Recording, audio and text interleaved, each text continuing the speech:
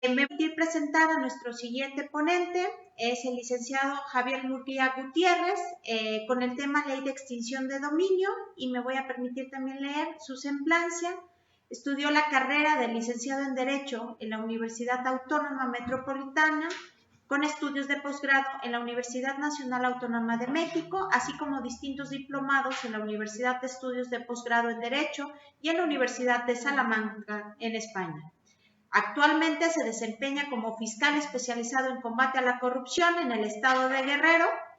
En su carrera como servidor público ha desempeñado, entre otros, los siguientes cargos: presidente del Consejo de Políticas Públicas del estado de Guerrero, coordinador legal y financiero de la obra concesionaria escénica alterna, asesor de la Coordinación General del Ejecutivo del Estado de Guerrero, Contralor General del Estado de Guerrero, oficial mayor del Estado de Guerrero, subsecretario de Finanzas del Estado de Guerrero, Contralor General del Infonavit, postsecretario de la Asamblea General, Consejo de Administración y Comisión de Vigilancia del Infonavit, subjefe del Departamento de Crédito del Infonavit, abogado postulante, catedrático en la Universidad Metropolitana, Universidad La Salle y Universidad Americana de Acapulco, conferencista, instructor y capacitador. Yo le doy una cordial bienvenida al licenciado Ignacio Javier Murguía Gutiérrez. Bienvenido. Gracias.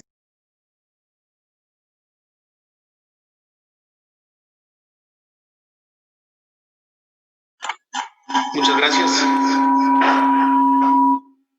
por la invitación. Le doy las gracias al secretario ejecutivo del Sistema Estatal Anticorrupción por la gentileza de invitarme a platicar y compartir con ustedes algunas ideas sobre lo que es la Ley de Extinción de Dominio. Ha sido una ley, por supuesto, muy polémica. Uno de los puntos que necesitamos nosotros reflexionar antes de entrar a abordar algunos aspectos de la propia ley es la Ley de Extinción de Dominio, no solamente en México, sino a nivel internacional, están diseñadas para combatir y aniquilar, por así decirlo, la estructura económico y la estructura financiera de la delincuencia organizada. Es la manera en la que se puede disminuir este flagelo mediante el ataque a las fuerzas económicas que pueda tener cada uno de ellos. Es seguramente de todos conocido la fuerza que pueden tener en distintos lugares la delincuencia organizada y su capacidad de corrupción precisamente a través de la fuerza financiera. Y por eso esa es la parte que es necesario atacar para efecto de que podamos nosotros combatirlos con seguridad. No solamente ha sido el esfuerzo en relación a México, hay otros supuestos en los Estados Unidos, en Italia, de igual manera en Colombia. Colombia ha tenido un proceso de extinción de dominio muy exitoso, que ahorita platicaremos también brevemente de ellos, pero me parece que una de las grandes deudas que tiene el gobierno en general con la sociedad es el combate frontal a este aspecto de la delincuencia organizada. De tal suerte que la Ley de Extinción de Dominio, que hoy ha causado mucho revuelo, no es una ley que sea nueva. Ya desde el 2008 contábamos con una ley de extinción de dominio. No era lo suficientemente ágil, lo suficientemente eficiente para poder obtener ese golpe directo hacia la delincuencia organizada y tenía algunos bemoles. Y por eso se intentó modificar la ley y creo que desde el punto de vista estrictamente jurídico, el incorporar algunas figuras vino a complicar el entendimiento de la ley y fundamentalmente la manifestación respecto de la ley con respecto a los ciudadanos. No cabe duda que me queda a mí muy claro que cuando hablamos, por ejemplo, de combatir a la delincuencia organizada, pues de alguna manera nosotros podemos decir sí, efectivamente, que se extingan sus bienes. Cuando hablamos de delitos de secuestro, de igual manera decimos sí, efectivamente, que se le extingan sus bienes. Delitos en materia de hidrocarburos, delitos en materia de trata de personas, delitos en materia de extorsión. En este tipo de casos podemos decir, oye, sí que se extingan los bienes. Pero de repente nos damos cuenta con que se incorpora a esta posibilidad algunos supuestos como la defraudación fiscal. Y entonces la gente empieza a protestar y de repente también nos damos cuenta que las personas comunes y corrientes podemos ser objeto de la extinción de la ley de dominio. Cuando empezamos en el análisis de la ley de extinción de dominio, me gusta compartir con ustedes esta primera reflexión que les voy a compartir también en la exposición de este tema, y es una frase de Nicolás Maquiavelo.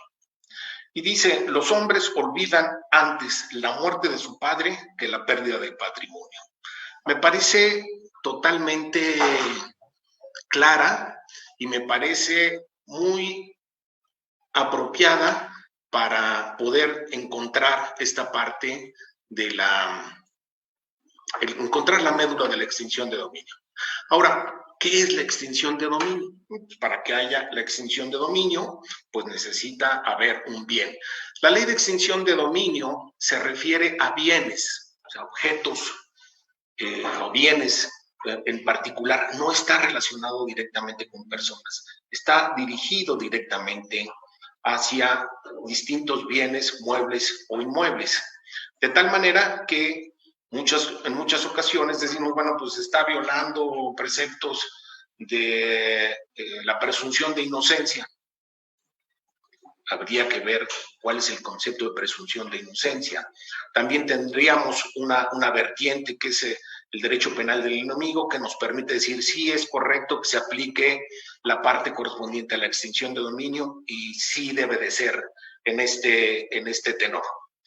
Pero para irnos acercando a esta extinción de dominio, me voy a permitir compartirles la presentación donde tiene algunos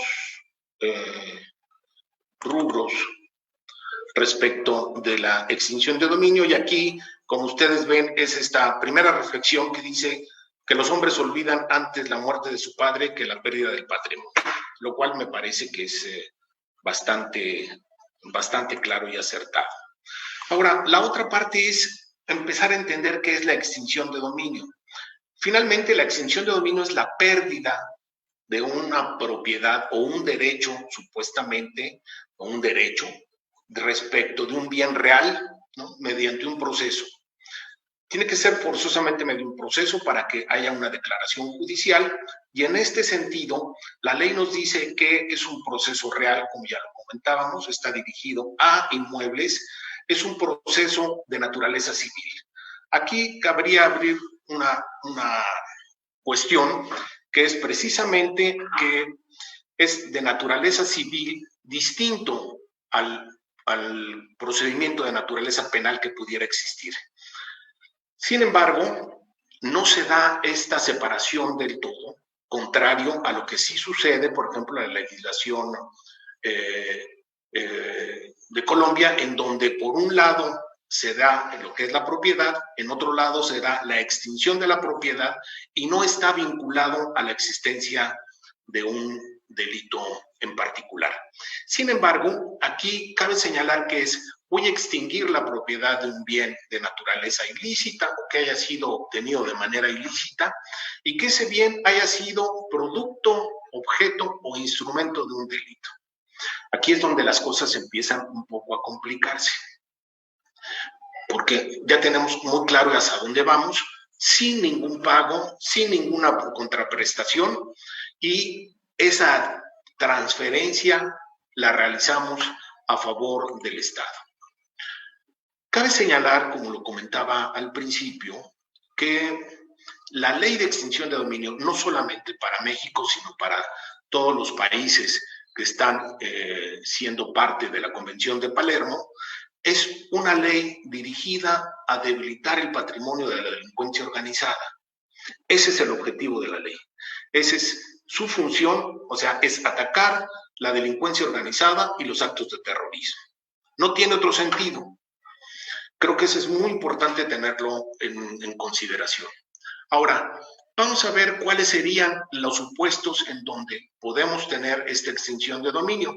Y como comentábamos, bueno, la delincuencia organizada, que está ahí determinada en el artículo 2 de la Ley Federal contra la Delincuencia Organizada, los casos de secuestro, los casos relativos a hidrocarburos, delitos contra la salud, la trata de personas, delitos por hechos de corrupción, encubrimiento, delitos cometidos por servidores públicos, robo de vehículos, recuperación, recursos de procedencia ilícita y extorsión.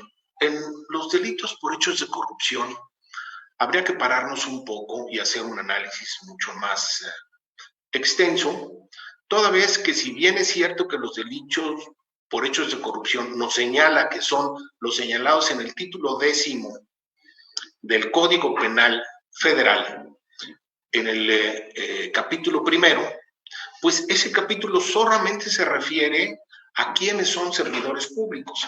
No tenemos una conducta, no tenemos un delito como tal dirigido en ese tenor.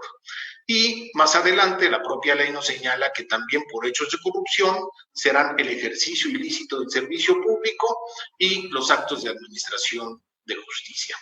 Entonces, una de las cuestiones que podemos nosotros exigir como un ajuste a la ley de extinción de dominio es que si nuestro objetivo es atacar a los hechos de corrupción, que seamos mucho más claros, mucho más específicos para saber cuáles son los delitos que cometen servidores públicos que serán destinados a esta parte. A lo mejor, si ustedes nos apuran un poco, bueno, pues enriquecimiento ilícito, la parte de peculado pudiera estar, aunque si bien es cierto que están contemplados en la Constitución como delitos que pueden tener prisión preventiva oficiosa, cabe señalar que el Código Nacional de Procedimientos Penales no los tiene contemplados en este sentido. Cuando hablamos de la ley de delincuencia organizada, a veces nosotros decimos, bueno, ¿qué es la delincuencia organizada? La delincuencia organizada son aquellos que son terrorismo, financiamiento al terrorismo, acopio de armas, tráfico de personas, tráfico de órganos, corrupción de personas, pornografía, turismo sexual, genocidio, tráfico de menores, robo de vehículos, trata de personas, secuestro, tenemos también contrabando, defraudación fiscal. Aquí es donde las cosas empiezan un poco a complicarse, ¿no? Tenemos la defraudación fiscal y la expedición de facturas, que es lo que nosotros hemos llamado, que todos hemos conocido como los factureros. Y resulta ser que yo entro en la naturaleza de delincuencia organizada si cometo una defraudación fiscal de 7.804.000 pesos. Y entro también en delincuencia organizada si hay una transacción facturera de 7.800.000 pesos. Y uno dice, bueno, o sea, y si nada más son 7 millones, ¿no es delincuencia organizada? Si es menos, si son 7.5, ya no entra dentro de este capítulo. Creo que esta parte de la defraudación fiscal tendría otro sentido, toda vez que los sistemas de la administración tributaria tienen otras herramientas, otros dientes para poder ver con mayor claridad la recuperación de los bienes. Por eso me permito platicar también en específico estos dos delitos de defraudación fiscal. Y entonces aquí nos dicen, bueno, al que por engaños o aprovechamiento del error. Caray, bueno, resulta ser que yo engañé al fisco, está bien, el SAT tendrá las atribuciones para ver qué es lo que estoy haciendo, o estoy aprovechando un error, es decir, hubo algunas contabilidades que estuvieron mal realizadas y por lo tanto estoy aprovechándome del error. Volvemos al mismo punto.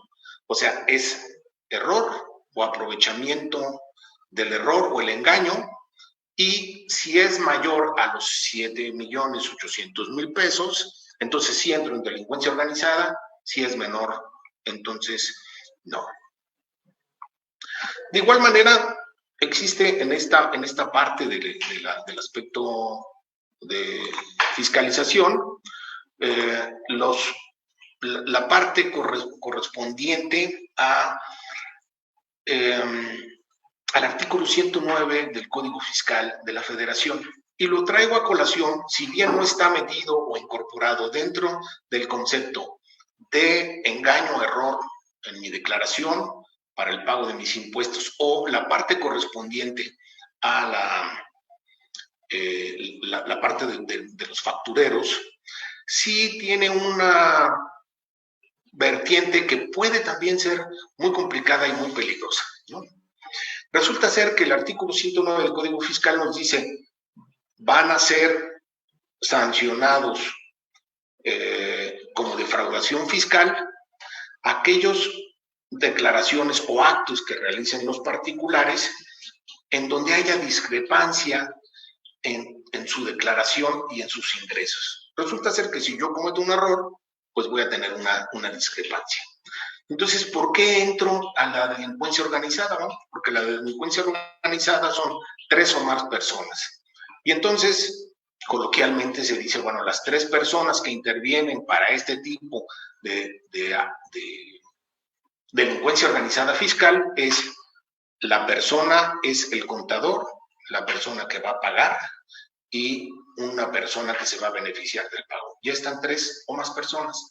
Entonces cae ahí forzosamente en la parte de delincuencia organizada.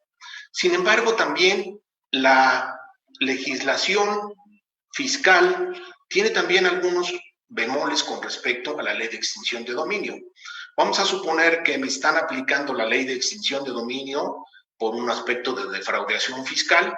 Tengo por un lado el procedimiento ejecutivo de la Secretaría de Hacienda y por otro lado están siguiendo el procedimiento relativo a la extinción de dominio. Y en la parte fiscal resulta ser que el propio Código Fiscal de la Federación nos establece que mientras no ha salido a remate mi bien, entonces yo tengo la posibilidad de designar el comprador para efecto de pagar el crédito fiscal. Y en la extinción de dominio, pues resulta ser que va a estar sujeto a una exposición y, como veremos más adelante, un problema que se da con respecto a la venta o disposición anticipada. Entonces, ¿cuál es la norma que debe prevalecer? ¿La norma especial de la extinción de dominio en el juicio civil o la norma que me establece el Código Fiscal en donde dice, si no se ha ejecutado, entonces puedes pagar y designar quién va a ser el comprador? Este tipo de cosas tiene algunas complicaciones con respecto a la aplicación concreta de la ley. Ahora, ya que tenemos más o menos definido cuáles son los actos que van a poder, o las conductas que nos van a poder llevar a que sean extinguidos nuestros bienes o los bienes provenientes de estas actividades ilícitas, pues vamos a ver que son todos los bienes que puedan ser transformados, adquiridos, transformados jurídica o administrativamente, los bienes respecto de los cuales no se acredite la procedencia ilícita. Y si yo empezamos a tener aquí algunas complicaciones, resulta ser que en este aspecto de la extinción de dominio, pues vamos a ir tocando bienes lícitos con bienes ilícitos. Y me refiero a bienes, puede ser dinero, puede ser que en la cuenta de una persona se deposite dinero lícito y se incorpore dinero ilícito. Ahí sí puedo hacer la diferencia y dejar el dinero lícito sin afectación y el dinero ilícito aplicarle la extinción de dominio. Sin embargo, en la parte de los inmuebles no. si combino dinero lícito con dinero ilícito para adquirir un inmueble, todo el inmueble se contamina y entonces todo el inmueble es proveniente de recursos de procedencia ilícita y por lo tanto afectos a la extinción de dominio. La extinción de dominio, como platicábamos, a diferencia de Colombia, requiere una vinculación específica. O sea, los elementos para su procedencia es la existencia de un hecho ilícito, es decir, la existencia de cualquiera de las posibilidades o de los actos o hechos o conductas a que se refieren las demás disposiciones que ya compartimos. La existencia de un bien o un bien inmueble o bien como sea, destinado a una operación ilícita. El nexo causal que se dé entre ellos y por otro lado resulta ser que el conocimiento que tenga el titular del destino o del bien ilícito. Esto empieza a ser complicado porque resulta ser que a mí me piden que yo tenga que conocer, si soy un particular, que un bien tiene un origen ilícito o se está usando para una actividad ilícita. Fundamentalmente, si tomamos en consideración que para efectos de la ley de extinción de dominio, puede afectarse bienes que sean producto, objeto o instrumento. Entonces tengo yo que acreditar una problemática que se le ha dado a esta ley, que es acreditar la buena fe. Resulta ser que la buena fe en las distintas disposiciones legales y en base a nuestro sistema garantista dice la buena fe se presume. Sí, nada más que en el sistema de extinción de dominio, la buena fe se acredita. O sea, es una buena fe calificada y entonces en esta tengo yo que acreditar que siempre tuve buena fe para efecto de poder demostrar que mi bien es lícito o que yo no tuve conocimiento de que el bien haya sido utilizado para alguna actividad ilícita. Quiero compartir con ustedes también algunos casos que fueron casos reales, en donde se tuvo en cuenta este aspecto de la buena fe calificada. El primero de ellos es el ejercicio de la acción de extinción de dominio.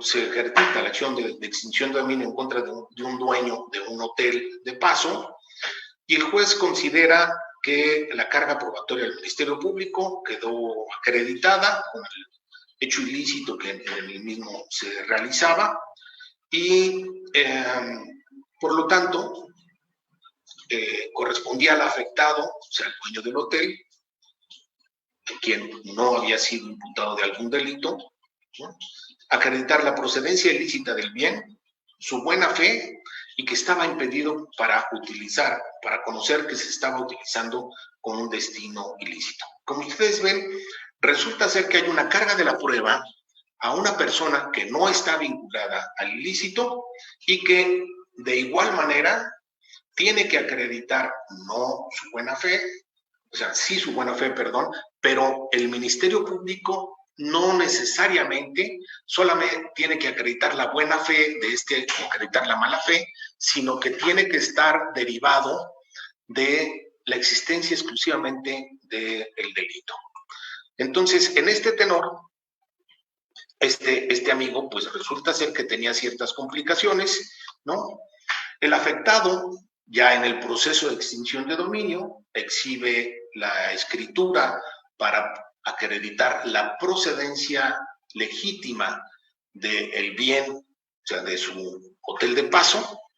Sin embargo, el juez de la causa considera que la presentación de la escritura no era suficiente, ya que también tenía que acreditar que los recursos con los cuales adquirió ese inmueble eran recursos de procedencia lícita.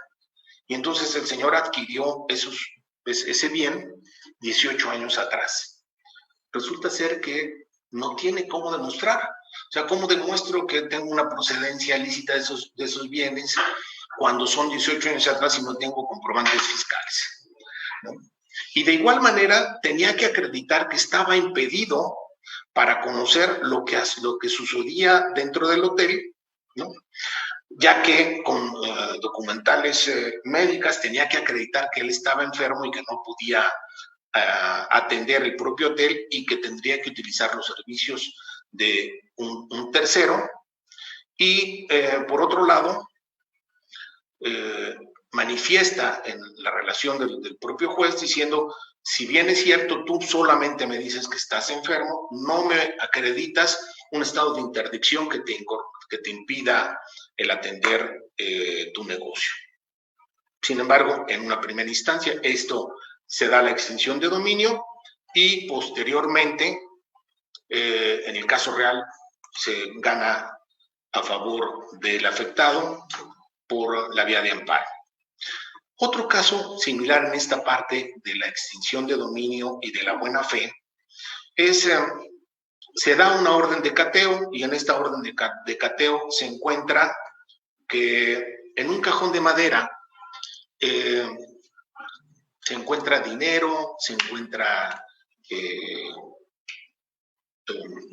bolsitas que contenían droga, y entonces el Ministerio Público acredita la existencia de esta tiendita, la existencia del dinero, la existencia de la droga, pero el propietario del inmueble es una persona mayor de 90 años que estaba viviendo en Michoacán. Y entonces otorga un poder para que puedan administrar el bien. Si bien es cierto que el Ministerio Público en la integración ya de la carpeta, pero no de la carpeta, sino de la demanda correspondiente a la extinción de dominio, acredita que se encontraba la droga, que se encontraba el dinero, en fin, acredita la existencia del delito. También lo cierto es que no había forma de que el propietario supiera que se estaba utilizando para la venta de estupefacientes, y entonces se da la extinción de dominio porque sí tenía que haber conocimiento por parte de la afectada. Es decir, tú, propietario, me dices que no lo sabes, pero tienes un apoderado y quien debió de haber comparecido y señalado por qué no pudo saber que se estaba dando esta extinción de dominio o se estaba dando este problema con respecto al inmueble, debió de haber sido precisamente el apoderado. Como ustedes ven, la parte de la extinción de dominio no solamente afecta al delincuente, también a todos aquellos que están relacionados con esta parte. Es curioso, en distintas pláticas que he tenido con respecto a la ley de extinción de dominio, pues todo el mundo se espanta y dice, bueno, estoy rentando mi casa, ¿no? O sea, prácticamente es así como, estoy rentando mi casa, ¿qué tengo que hacer? Tengo que entrar, ver que todo esté correcto, que me paguen en cheque, que me paguen, si me pagan en efectivo, ¿qué está sucediendo? Hacer una revisión periódica. Nuestro ponente anterior, el licenciado Sandro García Rojas, comentaba de las disposiciones de Gafi, y en este sentido hay una que se ha dado a los bancos, que es conoce a tus clientes. Sin embargo, el conocer al cliente no es suficiente, tengo que verificar que efectivamente no se esté dando ninguna actividad ilícita. En este tenor es una crítica que se realiza en el sentido de que yo, propietario, yo particular, tengo que estar realizando acciones adicionales para verificar el destino de mi inmueble cuando es una potestad que tiene que estar realizando la propia autoridad para estar vigilando la realización de actividades ilícitas. Entonces, esta parte de la buena fe calificada es una parte complicada, es una parte difícil, Sin embargo, creo que es necesario poder saber cómo atenderla para que podamos ir enfrentando las disposiciones de la ley de extinción de dominio. La misma ley establece, o por qué son tan estrictos las disposiciones de la ley de extinción de dominio. Bueno, en beneficio del propio concepto de buena fe calificada, yo les podría decir que lo único que sucede es que la buena fe calificada o la buena fe viene a dar una purificación del bien. Es decir, si yo tengo y acredito mi buena fe, resulta ser que es en lícito el bien que haya estado a disposición o que esté en disputa. Otra de las partes que afecta el entendimiento y el sentido de la propia ley es parte relativa a la venta o disposición anticipada. Y esto, pues, es un tema muy complejo porque resulta que estás extinguiendo mi propiedad cuando todavía no he sido oído ni vencido en juicio. La venta o disposición anticipada establece que la autoridad podrá vender anticipadamente o disponer los bienes que están siendo objetos de la extinción de dominio cuando la naturaleza de los bienes así lo permitan, cuando representen un peligro para el medio ambiente o para la salud, que con el transcurso del tiempo se puedan echar a perder, y si nos metemos exactamente en los inmuebles, que su administración y custodia resulte incosteable o cause perjuicio al erario. ¿Cuál es el grado de calificación para saber que esa administración, que esa custodia resulta muy costosa o que causa perjuicio al Estado, para que nosotros podamos vender anticipadamente el bien? O sea, ¿cómo la calificamos? Resulta ser que en este tenor, bueno, en favor de la ley se establece que no hay una extinción del derecho de propiedad, porque si bien es cierto que se hizo la venta del inmueble, pues la venta del inmueble está contenida en una cuenta, y en el momento en que la demanda o la acción civil por extinción de dominio no resulte procedente, pues te regresamos tu dinero, el dinero correspondiente a ese bien, menos los gastos de administración, menos los gastos de venta y menos los gastos correspondientes a la enajenación que se hizo del bien. Y resulta ser que el acto de la demanda de extinción de dominio no fue procedente, pero yo sí perdí mi bien. Ahora, ¿cuánto costó mi bien? Pues te voy a regresar el importe correspondiente a la venta. Es decir, si mi inmueble en el mercado valía 5 millones de pesos y la vendo por 3 millones de pesos, pues ya hay una pérdida, porque ese es el concepto de venta, y entonces más los gastos correspondientes al ejercicio relativo a la subasta y el tiempo que estuvo haciendo la administración.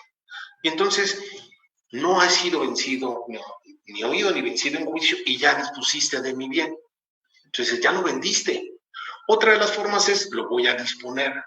Entonces resulta ser que a lo mejor puedo tener un inmueble y este inmueble lo dispongo para que sea utilizado para una dependencia de gobierno.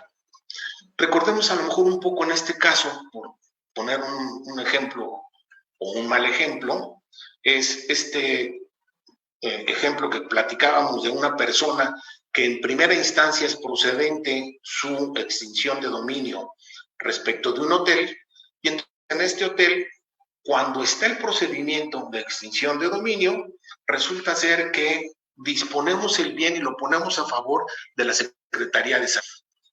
y tomando en esta parte de la pandemia que estamos viviendo, es: tengo tu bien, lo pongo a la Secretaría de Salud, dispongo que este bien anticipadamente se vaya a la Secretaría de Salud y lo constituyo ya sea como habitaciones para el personal de salud o como habitaciones médicas para poder atender los efectos de la pandemia.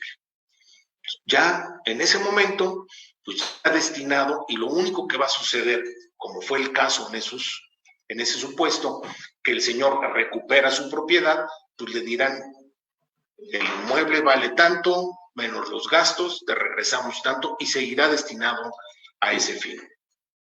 Ese es uno de los problemas que ha causado mayor controversia en relación a la aplicación de la ley, que es la parte correspondiente a la extinción del dominio y su venta anticipada. Otro punto que debe tener la ley ahí muy claro es hablar del derecho premial. ¿Qué es el derecho premial? Bueno, pues el derecho premial es la facultad que se tiene de darle un beneficio económico a una persona cuando nos da los elementos necesarios y suficientes para poder saber de un bien afecto a la extinción de dominio. Y entonces, bueno, pues llega una persona, entonces es una persona que va a dar información sobre bienes que pueden tener afectos a la extinción de dominio, y sobre esta, si procede, le vamos a dar, el gobierno o el gobierno federal le va a dar el 5% correspondiente. Sin embargo, uno de los factores también complicados de esta ley es: nosotros hablamos de la Ley Nacional de Extinción de Dominio. Si ustedes se dan cuenta, pues la ley nacional debe ser aplicada para todos y cada uno de los estados de la República.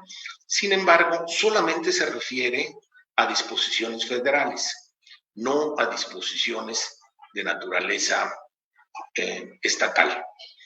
De tal suerte que uno de los primeros inconvenientes que estamos teniendo es: no podemos aplicar la ley nacional difícilmente en aspectos locales de extinción de dominio. La propia ley establece una serie de disposiciones y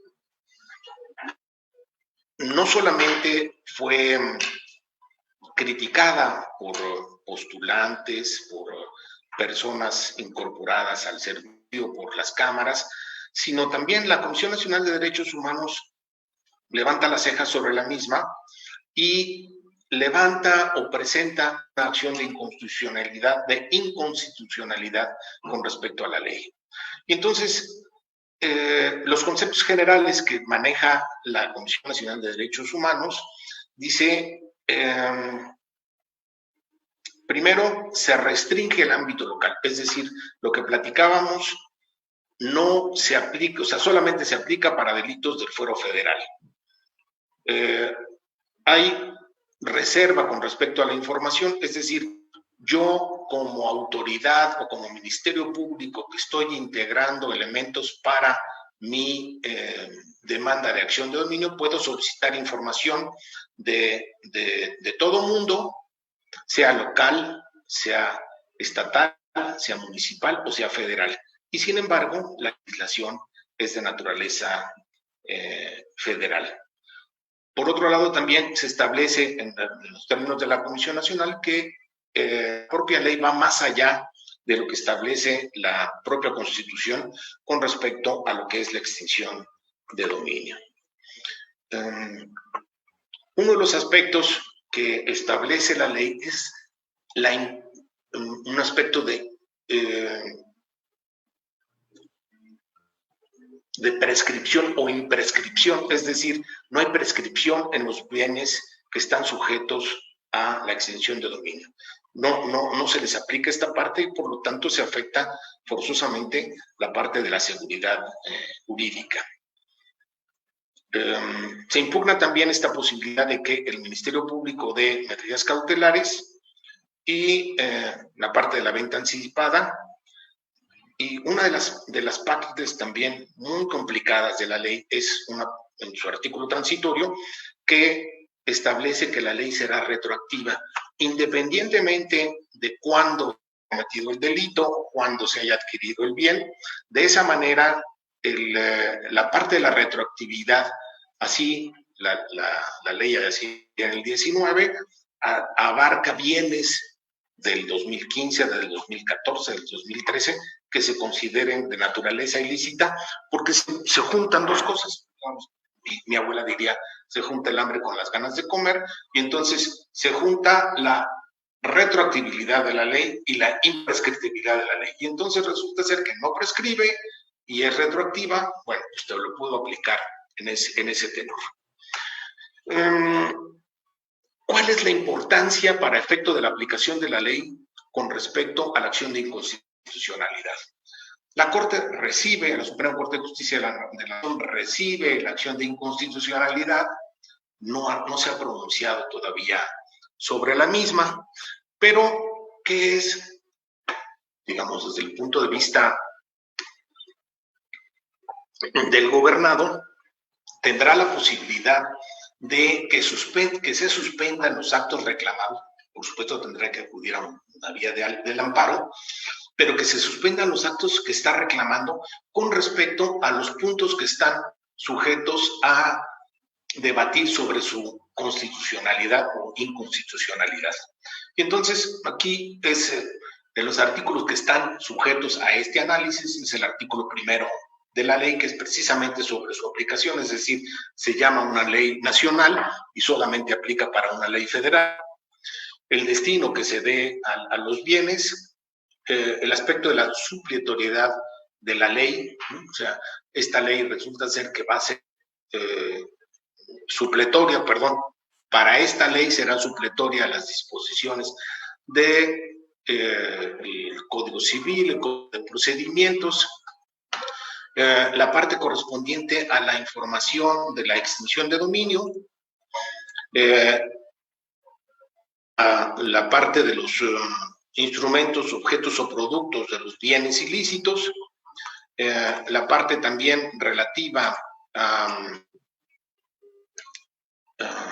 a los propios elementos de la extinción de dominio, es decir, no forzosamente tiene que darse esta parte de un bien con sujeto a un delito, la parte de la imprescriptibilidad, la buena fe también está cuestionada constitucionalmente, el que cualquier autoridad pueda dar alguna información, que el Ministerio Público pueda solicitar medidas de aseguramiento anticipado de los bienes. ¿Qué es esto? Cuando empieza el Ministerio Público a integrar la carpeta, puede solicitar que se asegure, que se den medidas sobre un bien, y entonces ese bien se asegura. Prácticamente se está asegurando un bien 6 meses antes de que inicie el procedimiento de extinción de dominio. Entonces, esa es la parte, claro, requiere la autorización judicial, sí, pero se está asegurando 6 meses antes, ¿no? También la parte por supuesto, de la venta anticipada como tal, y la parte de la retroactividad. Todos estos puntos están discutidos en el aspecto relativo a la acción de inconstitucionalidad. Todos estos puntos están suspendidos si la persona así lo solicita vía amparo, tendrá una suspensión provisional hasta en tanto la Corte se resuelva sobre la procedencia o improcedencia de los mismos. No quiero entrar a la parte procedimental, es la parte de las distintas etapas, creo que no es la materia en este momento, pero la forma en la que estaríamos nosotros aplicando este concepto es: la ley tiene que abocarse a pegar a la estructura financiera de la delincuencia organizada. Y en este tenor, la mejor manera es una revisión integral nuevamente de los conceptos de la ley. Nuestras leyes de extinción de dominio no han sido exitosas, ni la de 2008 ni esta. Yo creo que necesitaríamos revisar el procedimiento a lo mejor de Colombia, de cómo lo está realizando, la separación que hizo Colombia respecto de lo que es la propiedad y cómo te quito la propiedad, y que en esta parte de extinción de dominio no necesariamente tengo que vincularla a la existencia de un delito, y sobre eso realmente poder fortalecer la acción de la extinción de dominio y saber que la extinción de dominio está aplicada para la Convención de Palermo, así lo determina, para combate a la delincuencia organizada y al financiamiento del terrorismo. No incorporar nuevas figuras, no tratar de meter nuevas figuras, porque ahí es donde realmente complicamos la aplicación de los instrumentos jurídicos. Espero haber sido más o menos claro en este galimatías que representa en algunas ocasiones la ley de extinción de dominio, y estoy a sus órdenes si hay algún comentario o alguna pregunta por parte de nuestros asistentes. Muchísimas gracias.